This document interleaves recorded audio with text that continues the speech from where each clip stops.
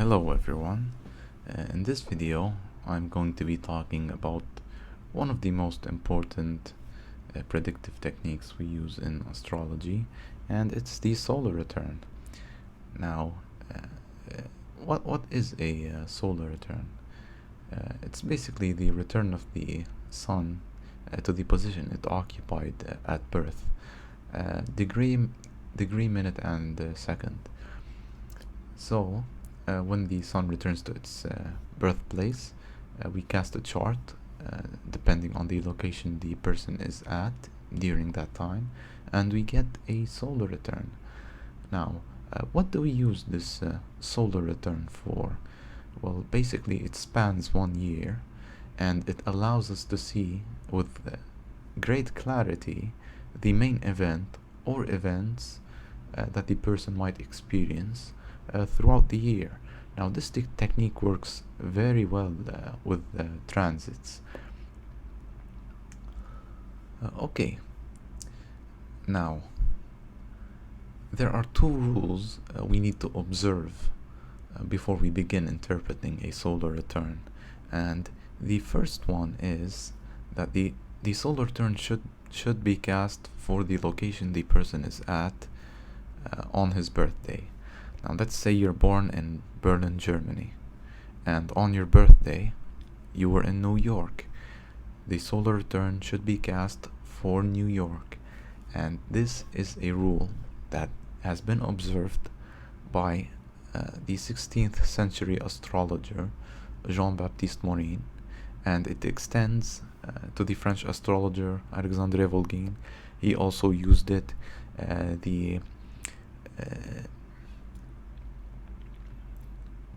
Wendell Pollich and A.P. Nelson Page, the people who rediscovered the topocentric system of houses, also used this technique of relocating the solar return, because if we do not relocate it, we're interpreting false information. So that's rule number one: to relocate the solar return for the place that the person is at on his birthday. That's number one. Number two is that we should be working with a birth time that's recorded with great accuracy, or rectified, or preferably both. Rectified and recorded with great accuracy. Now, moving on from that, we start now. Like for me, look at this Charlie Chaplin return. Now, Alexandre Volgin, in his book, he uses things like he talks about the sign on the ascendant of the return, that it gives a certain energy throughout the year. I don't use any of that. In fact, I don't use many of I shave off a lot of stuff, so I don't use the aspects in the return aside from the conjunction. I just use that. Like, for example, here the Sun Venus trine, I don't use any, I don't interpret it. I just use the most powerful and clear factors that basically produce results. Okay, now one of the most important factors in solar return interpretation is the placement of the ascendant of the return in the houses of the horoscope. Like in this Charlie Chaplin return, which is relocated to where he was on his birthday in Switzerland, the ascendant falls in the natal 4th house, as you can see. So that's how we, and the way we interpret it is we basically combine the symbolism, the basic meaning of the houses, the basic meaning of the planets. Now, let's say that the ascendant of the return falls in the 10th house. The main event of the year could include some form of event that revolves around the person's career. Now, if we wanted to know if it's positive or negative, we'd look at the return itself, and we look at transits. If there are positive planets in the 10th house, like the Sun, Jupiter, or Venus, then we could expect some form of a positive event in the person's work, like a promotion, a positive change of job, improvement in the person's social status, and the opposite, of course, if negative planets occupy the 10th house of the solar return. Now, one of the most dangerous houses in a solar return are the 12th, the 8th, the 6th, and the 1st house, respectively, and the worst being the 12th, the least worst being the 1st. Having the ascendant of the return installed in the natal 12th house can cause some form of physical damage, an accident, physical or psychological problems, hospitalization, issues like that. So in relocating the solar return, we will try to avoid having the ascendant in this house, or the 8th, the 6th, or the 1st.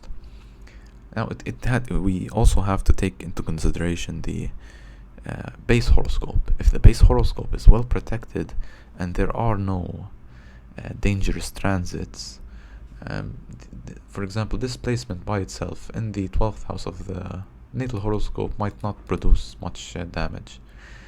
Now, I'll just give one more example of an interpretation of the ascendant of the return being installed in one of the houses of the horoscope before we move on.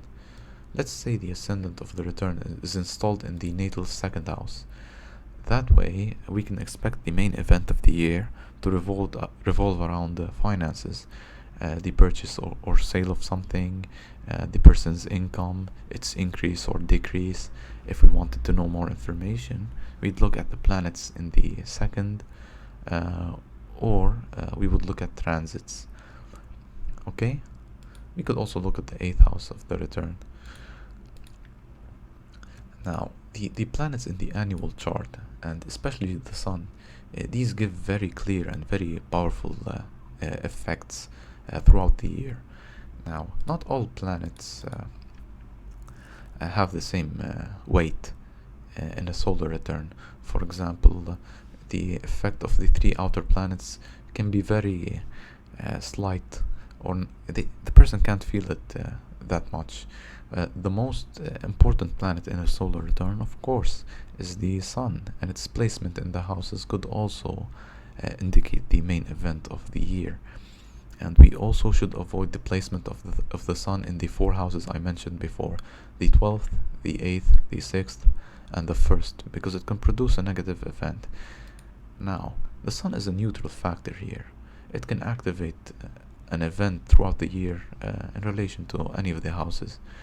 Now, the sun in the 3rd, the main event can involve a neighbor, a brother or sister, a short trip somewhere, an exchange, printing material, a car, its repair, or movement in a mode of commute,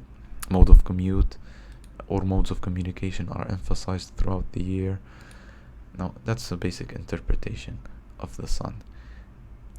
Now, the most dangerous planet in a solar return is Mars.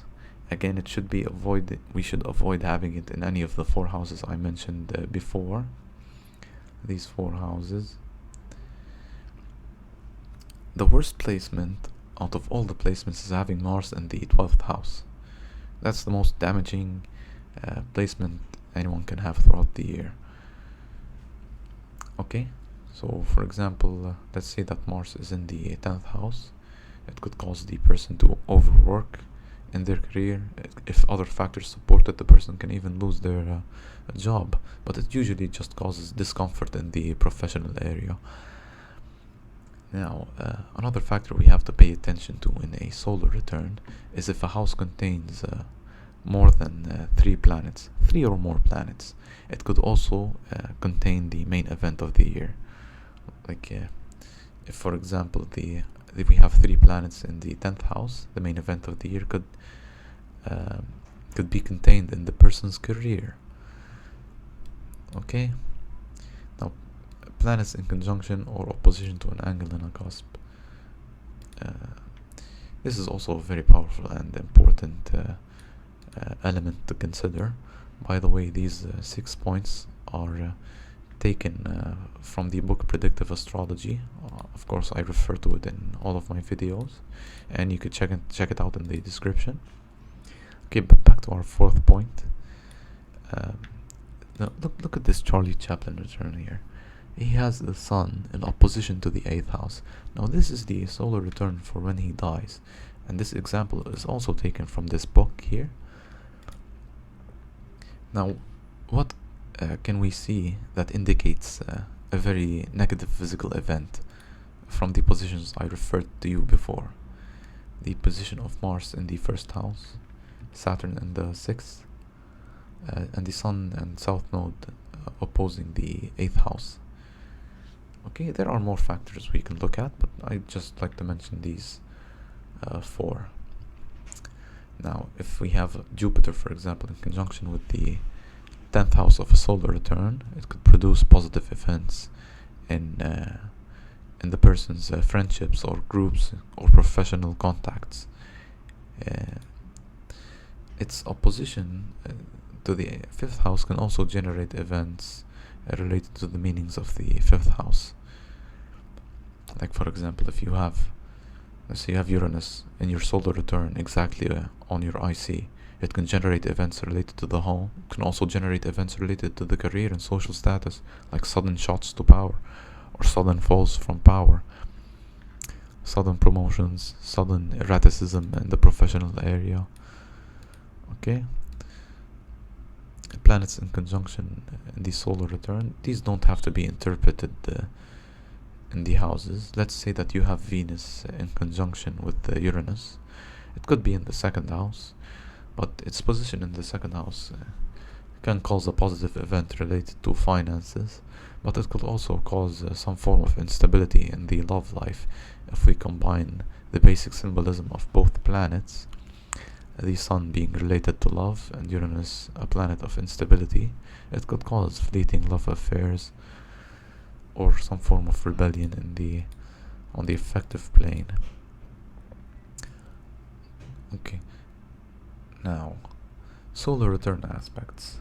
This is a technique I use usually for rectifying horoscopes, but it can be used it can be used as a predictive technique. Look at this rectified Tony Hawk horoscope. Okay, this is for the death of his mother. We see here Mars from the solar return in exact conjunction with the 4th house, which is related to the family, and this obviously indicates a death in the family. Okay, this for example in a different horoscope, it could indicate some form of event in the career. Okay, now as I mentioned before, solar returns work very well with transits, but here I'd like to show you how they work with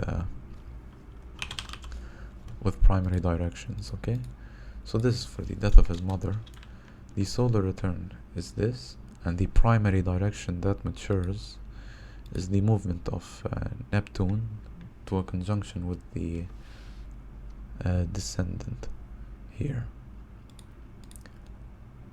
So Neptune moves from here to a conjunction with the descendant, and it produces the event where his mother dies. Okay,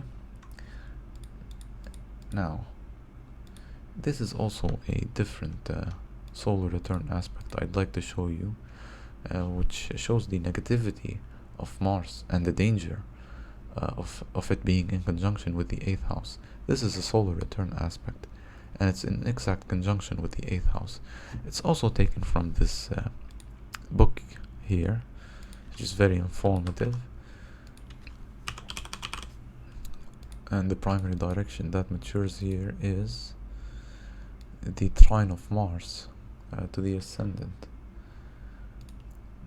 Okay, so I hope you found this video informative. If you have any questions, please leave them in the comments, and if you like my work, please support my channel by hitting that subscribe button, and thank you for watching.